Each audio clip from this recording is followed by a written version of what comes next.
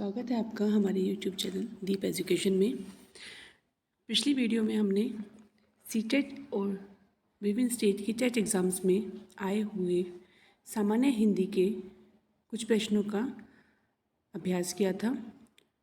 तो आज भी हम उसी को जारी रखते हुए अभ्यास करेंगे।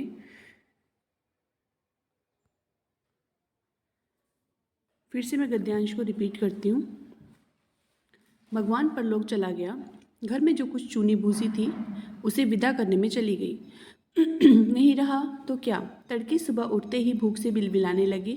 दादी ने उन्हें खाने के लिए खरबूजे दे दिए, लेकिन बहू को क्या देती। बहू का बदन बुखार से तवे की तरह तप रहा था। अब बेटे के बिना बुढ़िया को 2 अन्नी चवन्नी भी कौन उधार देता। बुढ़िया रोते रोते और आंखें पोंछते पोंछते भगवान के बटोरे हुए खरबूजे डलिया में समेटकर बाजार की ओर चली। और चारा भी क्या था। बुढ़िया खरबूजे बेचने का साहस करके आई थी, परंतु सिर पर चादर लपेटे सिर को घुटनों पर टिकाए हुए फफक फफक कर रो रही थी। कल जिसका बेटा चल बसा, आज वह साथ बाजार में सौदा बेचने चली। हाय रे पत्थर दिल। उस पुत्र वियोगिनी के दुख का अंदाजा लगाने के लिए पिछले साल अपने पड़ोस में पुत्र की मृत्यु से दुखी माता की बात सोचने लगा। वह संभ्रांत महिला पुत्र की मृत्यु के बाद 2.5 मास तक पलंग से उठ न सकी थी। उन्हें 15-15 मिनट बाद पुत्र वियोग से मूर्छा आ जाती थी और मूर्छा न आने की अवस्था में आंखों से आंसू न रुक सकते थे। 2 डॉक्टर हरदम सिरहाने बैठे रहते थे, हरदम सिर पर बर्फ रखी जाती थी। शहर भर के लोगों के मन उस पुत्र शोक से द्रवित हो उठे। जब मन को सूझ का रास्ता नहीं मिलता तो बेचैनी से कदम तेज हो जाते हैं। उसी हालत में नाक ऊपर उठाए राह चलतों से ठोकरे खाता मैं चला जा रहा था। सोच रहा था, शोक करने गम मनाने के लिए भी सहूलियत चाहिए और दुखी होने का एक भी अधिकार होता है। तो प्रस्तुत गद्यांश में एक अधिकार की बात की गई है, वह है, अभी आपने पढ़ा था, तो आप उसके ऑप्शंस देखिए। पहले बोलने का अधिकार, सोचने का अधिकार, सुखी होने का अधिकार या दुखी होने का अधिकार। तो ये हम इसका ऑप्शन नंबर 4 बिल्कुल सही है।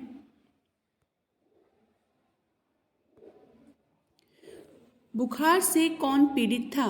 तो बुखार से जो पीड़ित था, बहू, भगवान, डॉक्टर या बुढ़िया। तो आपने इस गद्यांश की दूसरी लाइन में देखिए, बहू का बदन बुखार से तवे की तरह तप रहा था। तो इसका सही उत्तर होगा बहू। प्रस्तुत गद्यांश में पुत्र वियोग की पीड़ा किन किन को थी। उपरोक्त सभी को, बहू बुढ़िया दोनों को, बुढ़िया और संभ्रांत महिला को या 2 डॉक्टरों को। तो इसका सही उत्तर होगा बुढ़िया और संभ्रांत महिला को, क्योंकि जो लेखक है वो संभ्रांत महिला के बारे में भी सोचता है और बुढ़िया के दुख को देख के सोचता है। लेखक असमंजस में क्यों चलता है। इस वाक्य का जो अर्थ समझिए पहले। असमंजस शब्द का अर्थ क्या है। असमंजस होता है किसी ऐसी दुविधा में फंस जाना जहाँ पे हमें कुछ भी समझ नहीं आता। तो इसका उत्तर क्या बनेगा, उसे सूझ का रास्ता नहीं मिल रहा था, रास्ते टेढ़े मेढ़े थे, रास्ते में कोई बाजार नहीं था, रास्तों पर ठोकरे खा रहा था। तो उत्तर इसका होगा ऑप्शन नंबर 1, उसे सूझ का रास्ता नहीं मिल रहा था, तभी वो असमंजस में था।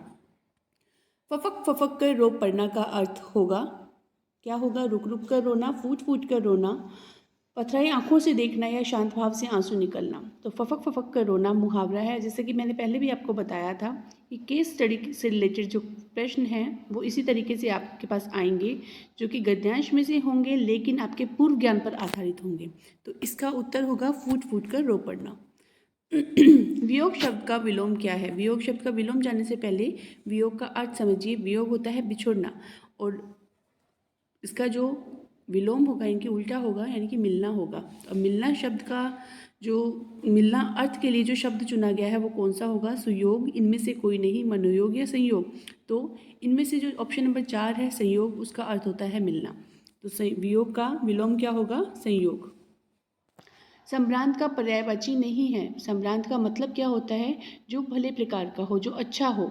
तो उसका पर्यायवाची नहीं हमने चुनना है, भद्र, सभ्य, शिष्ट और सुंदर। तो व्यवहार में इन तीनों जो ऊपर दिए गए तीनों ऑप्शन हैं वो आते हैं, और वही संभ्रांत का भी पर्यायवाची होंगे तीनों।